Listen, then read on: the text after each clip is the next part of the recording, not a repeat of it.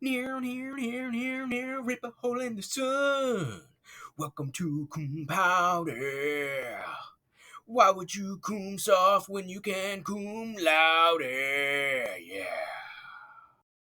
Welcome to Cum Laude, Cum Paude. That's right, we're back.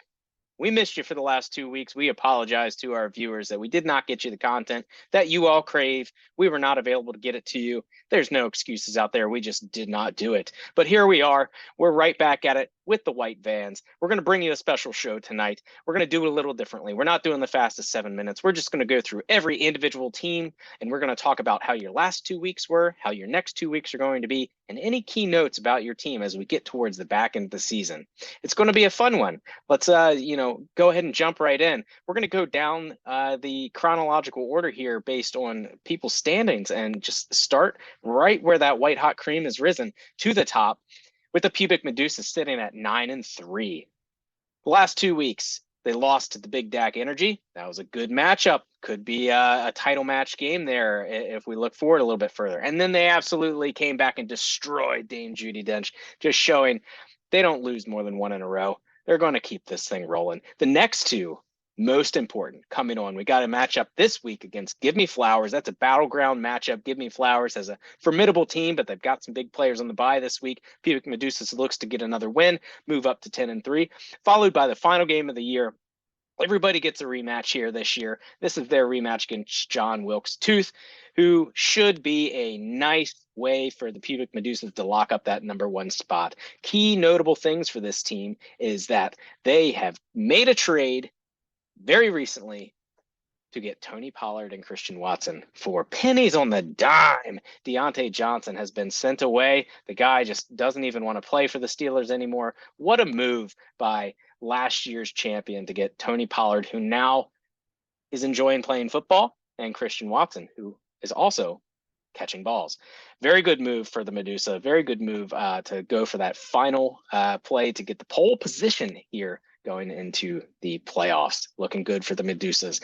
Next team on the list here, we've got Beth's Healthy Twins, also sitting at 9-3. Second place, tied in the standings, a little bit below in the total points, but they are at 9-3, second place.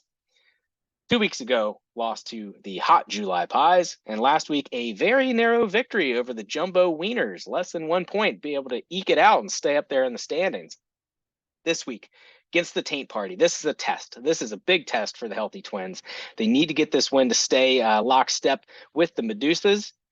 And then they finish with Minnesota, another tough matchup. We might have some potential commissioner collusion. Got to look out for that, okay? These two people, they might work together here. They might sit some players maybe they shouldn't. You know, Minnesota needs to get some wins to get into the playoffs. They're the outside looking in. So keep an eye on the lineups in that final week for that final rematch between Minnesota Scrotums and the Best Healthy Twins. But for right now, Healthy Twins sitting nicely up in second place. Big losses, though. Mark Andrews, probably out for the regular season, could be back for a playoff push in the NFL. Not for fantasy football. So loss of Andrews for the rest of the fantasy season. And Kirk Cousins is gone. Got Kyler Murray as a backup, though. So might be serviceable if the little man can continue playing. Starting to slide in the back half of this season. Started out killer, undefeated for the longest time until Dame Judi Dench took them down and got them their first loss. Tough remaining matchups. They're in the playoffs. It's locked up. But tough little skid, maybe putting them positioning as far as who their first round matchup is, could be a tough one. Next on the list is the Big Dak Energy, maybe one of the hottest teams that we've got in the league right now. Last two, they've got two in a row here. Wins against the Pubic Medusa, great win there, and wins against All Hail ESPN this week, facing La Porta Potts, going to push them up further up the ladder, with Porta Potts being the bottom dweller this year. And then a final matchup against the Taint Party, which will again be Big Dak fighting for that top spot if they can close out two here to end the season. Dak Prescott himself is alive and well, throwing a lot of touchdowns out there with the Dallas Cowboys, scoring very well. Great news for Big Dak Energy, and continues to leverage that depth. Kenneth Walker got hurt, out for a little bit right now, but this team is so deep. They've got a lot of flex options. They're going to continue being strong. They've been winning a lot of outright weeks. So we'll see where they can position themselves to close out this year for playoff seeding. Next, we've got Give Me Flowers sitting at 7-5. 2 weeks ago, they defeated the Minnesota Scrotums, but last week lost to John Wilkes Tooth. A little bit of a surprise there. This week, facing off against the King Medusas. This is a battleground matchup here. The Medusas is coming to win. They're coming to lock in that number one spot. And the Flowers, really at 7-5, you're not quite safe just yet, with some of the other teams lurking at 6-6 and 5-7. So you need to get this win. It's not a must win, but it would be really helpful to really show out. Now, missing Lamar Jackson, missing Zay Flowers, some key players missing Saquon Barkley. So they're really putting together some action there for this week. But they've got some depth. They're filling in the spot. And then they finish with Laporta Pot. So that's looking to be a positioning, a seeding kind of matchup. Should be able to walk through Porta Pot. Again, Porta Pot's looking at that first round overall pick next year. Give Me Flowers, 7-5, looking to solidify that spot in the playoffs. Followed by the brotherly love of Hot July Pies, also at 7-5. 2 weeks ago, defeated the Healthy Twins, but a huge loss last week to the Hammy Hamfists. Coming up this week, the Minnesota Scrotums. This is a big game for both of those teams. Scrotums needs to win pretty much every game to make sure they can get into the playoffs, and Hot July Pies, again, needs to get a win one of these next two to finish out the season to lock up the playoffs. It would be great for them to take down the Scrotums and just get that locked up now and start to position there for playoff spots, because they finished with the Cum Sale, a second matchup against the Cum Sale this year. But hey, Cum Sale's sitting just below them at 6-6 and has surprised us quite a bit this year. So we don't want to call that a gimme, but that would definitely lock in the playoff spot for the July Pies. Now, the July Pies did make a great move here recently with the Cum Sales to get DJ Moore, gave away some future talent. Paying off very quickly. DJ Moore is a target hog. Justin Fields seems to like throwing the ball to him, and he seems to just have some management of his flex spot that is going to be a challenge. It's a good problem to have, but it can be tough when you're trying to lock in the right roster here, when you have decent options, 4 good solid options at running back. I know facing some injuries there with Dameon Pierce. But, this team's solid. This team can put up points, but it can also fall flat. We've seen that happen just with the loss last week to the Hammy Fam Fists. 7-5 should be good for the playoffs, but needs to win one of the last two. Next on the list, also sitting at 7-5, is the Lordy Taint Party. Back-to-back wins against the Jumbo Wieners and the Porta Pots, facing Healthy Twins this week. We're calling that one a must-win, and the reason behind that is because they're facing against Big Dak Energy the final week of the year. It's the second matchup against Big Dak Energy, and Big Dak is like going against the boss. We're in boss-level mode right here. That team is so deep, so capable of putting up big points. We need Taint Party to get the win against Healthy Twins to make sure that they lock in that playoff spot, because it's going to be a hard battle in week 14 against Big Dak Energy. Now, the big thing to talk about here, we already mentioned it for Medusas, was trading away Tony Pollard and Christian Watson and getting Deontay Johnson in return. That is not paying off right now. It is not looking good. Still good depth on this team. Still good potential on this team. Tough decisions with quarterback. But you've got some good running back depth, good options there, some solid wide receivers. But this team really is showing us that they play like the Dolphins. Great against teams under 500, but really struggle against the good teams in this league. They're going to get a chance to prove us wrong in these last 2 games of the regular season against Healthy Twins and Big Dak Energy. We're looking at them to find a way in to make the playoffs. Hopefully total points can carry them across if they do happen to finish the season at 7-7. Speaking of the Hamfists, ooh, it's hammy time. Ooh, yeah. 2 weeks ago, gets a win against the Cum Sale, and last week, a destruction of the July Pies. Coming up this week, they've got Jumbo Wieners, easy money, and All Hail ESPN. We're calling that one a must-win. Should be 2 easy matchups for the Hamfists there to close out the season at 8-6. 8-6? Wow. Found a way to defeat the Paude curse of 5-9. A good motivation of having that Paude picture up on the wall with the strike through it and the mustache and all kinds of good stuff, just to knock that out of the picture and prove us all wrong. This team can put up points. This team's got the Josh Allen, Steph Diggs combo. It's going to be a scary matchup. What is even scarier for some of those teams at the top is that this team is going to creep into the bottom of the playoffs and be disruptive as hell going against some of these top tier teams because they can put up points. We'll see how Hamfist closes out the season against the Wiener and the ESPNs. Next on the list, also sitting at 6-6 with an option of getting in the playoffs. Currently are in the playoffs as our 8th seed right now. 2 weeks ago, lost to the Hamfist. And last week, the upset of the Minnesota Scrotums. This team cannot stop winning when they don't want to win, ruining their rebuild strategy. But wins are wins. They might end up just playing a spoiler here, but let's see what they got remaining. They've got the Wilkes Tooth, which a win here against Wilkes could mean that this team makes the playoffs. And then July Pies, which is make or break for both teams. Really, July Pies might need that win to make the playoffs.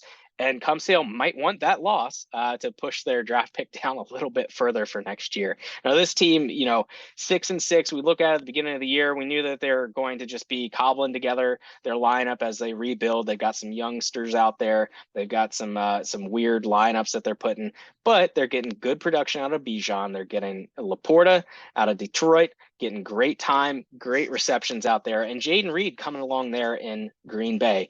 There's some other players out there, Nico Collins, that are doing good stuff, getting good points for Cum and allowing him to get these surprise victories. The big surprise is there is still a playoff chance, which is ruining this team's potential draft picks in 2024. Next on the list, sitting in 9th place, first team out of the playoffs, the Mini Scrody Sore Dicks, 5-7. 2 weeks ago, they lost to Flowers. Last week, they get upset by the Cum 2 back-to-back losses. This week, they're playing July Pies, followed by Healthy Twins, 2 teams that are higher up in the win column, higher up in standings, already in the playoffs.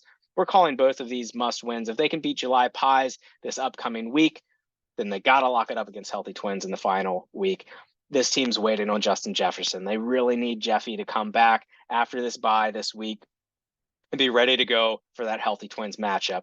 That Healthy Twins matchup could be the one that gets this team into the playoffs at 6-8. If that needs to happen, it can still happen, but they really need Justin Jefferson to come back and finish strong and honestly play that flex position right. This team's got a lot of running back talent that they need to make decisions on, and it's hard sometimes to make the wrong decision, and it's 100% the wrong decision. So looking out there to the commissioner of the league with the Minnesota Sore Dicks, sitting at 5-7, trying to find their way into the playoffs and unleash Justin Jefferson on one of those top ranked teams. Next in line, 5-7, still got a playoff shot, is John Wilkes Tooth. 2 weeks ago, defeated Dame Judi Dench by 0.02 points. That is the equivalent of 1 passing yard by a quarterback. And then last week, they defeated Gimme Flowers by less than 5 points, getting some close victories and staying in contention. This week, they've got Cum Sale. This could be that spot flopper in the standings there with both teams. Cum Sale at 6-6, Wilkes Tooth at 5-7, could flip-flop those two. And then a big hill to climb. Final game of the year for them is a rematch against the Pubic Medusas. Probably going to get lost there, looking at this team finishing 6-8. Just said it, 6-8 can make the playoffs this year. It's going to be tough, though. I'm not sure if 6-8 is really going to make it happen. Then you got to start to look at total points. So they're probably getting very close to mathematical elimination when you look at some of the other teams' total points that are above them. But look at this team and just lost Joe Burrow, who was starting to hit their stride. They lost John Taylor at least this week, maybe for more. And hey, this team went from Tankgate 2 weeks ago to now a possible playoff push. We'll see how they do against Cum and maybe we get a big upset against the Pubic Medusas in the final, and they find a way in at 7-7. Moving down to all hail ESPN, the team at 5-7, definitely outplaying their projections this year. 2 weeks ago, defeated Porta Pots. Last week, lost to Big Dak Energy. They've got Dame Judi Dench this week and Hammy Time the following week. Both games are must-wins if this team wants to make it in. To finish 7-7 is going to be your best chance to get into the playoffs this year. His team has had some surprising running back contributions out of David Montgomery and Devin Singletary, who's filled in Damian Pierce's absence because that Houston offense has just been putting together. A little bit of a slide on Adam Thielen. Cooper Kupp is definitely not putting out what we thought he'd do, but Rashee Rice is playing well with that tandem, Patrick Mahomes. needs to win out to get into the playoffs. Here we get down into the bottom dwellers. These teams have been mathematically eliminated from the playoffs. We've got Jumbo Weenier at 4-8, back-to-back losses against Taint Party and Beth's Healthy Twins, only by 1 point. Almost pulled that out against the Healthy Twins. Playing this week against Hammy Time, a win here against Hammy Time will lock up the side bet with Dame Judi Dench. But if that doesn't do it, final week of the year, faces off against Dame Judi Dench. This could be an all or nothing matchup, depending on how Dame's match goes this week and obviously how the Weeniers go against this week.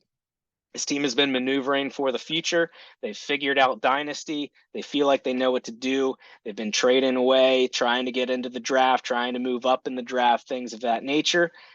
So, 4 wins is pretty solid for this team this year and looking to have a brighter 2024. But they've got a 1-game lead in the Judy Wiener Bowl, which was set at the beginning of the season for whoever had the best record at the end of the regular season this year. There's $100 on the line in the Judy Wiener Bowl. It could come down to week 14. So speaking of which, let's go to Dame Judi Dench sitting at a lovely 3-9. 2 weeks ago, the big heartbreaking loss to John Wilkes Tooth by 0.02 points. Brock Purdy, why didn't you just throw one more yard? Come on, man. And then the next week, last week, destroyed by the Pubic Medusas, almost had their score doubled. The Medusas coming off of a loss just really needed to slap it down, throw a little Danza slap across Judi Dench's face, and he was okay with it. There's no worries there. No chance in hell. This week against All Hail ESPN, not necessarily a pressure game for the Judys, but a win would be nice. So that way, facing in week 14, the Jumbo Weeniers, he can put that pressure on the Wiener at the total points matchup. If these two teams of Judy can come in and defeat the Weeniers, then it's going to be total points to determine who wins that Judy Wiener Bowl at the end of the year. Notable comments here. This roster has been decimated at any given time. There's been 9 to 10 players on the IR, but they're still showing some flashes of scoring and being able to get a couple of wins here and there, taking down a couple of decent teams. First 2, I guess that last statement was probably a lie. They've only won 1 game in the last 9. So yeah, struggle for sure. But hey, down towards the bottom, the big battle now is, do you go for the draft pick spot? There's no tanking in this league, so it's just however it shakes out. Nobody's tanking. Nobody's tanking at all. You can't tank when you have that many players on the IR. But the important thing is, where are you going to be in 2024 to help your team? Will your team be healthy enough in 2024 to actually be meaningful? And can you win this $100 side bet, which seemed like a sure shot side bet victory against Brian's Wiener? We'll see how that goes. It's going to be an interesting final 2 weeks. And last but least is the Laporta Potties, sitting at 3-9 as well, but less total points than Dame Judi right now. So they are in that number 1 slot.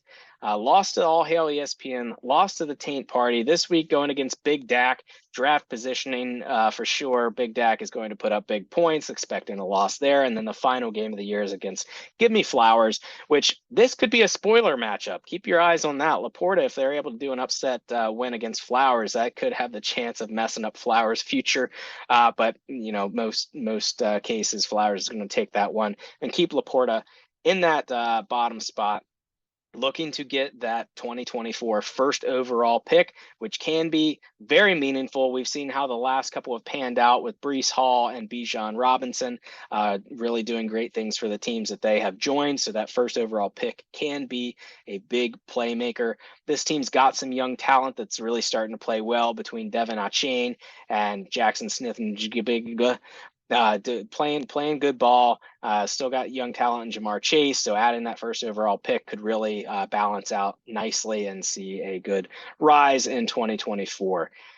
That's what we've got today. A quick rundown. Maybe it's not so quick. I haven't been looking at the clock, but wanted to make sure that we covered the last 2 weeks, talked about the next 2 weeks, started getting a little better feel of that playoff picture. Next week will be much easier to comment on what the playoffs are going to look like. But we've got that log jam in the standings. Those teams at 7-6, 6-6, and then the outside looking in 5-7. There's a lot of stuff that can happen in the bottom there. Only 3 teams have absolutely clinched playoff spots.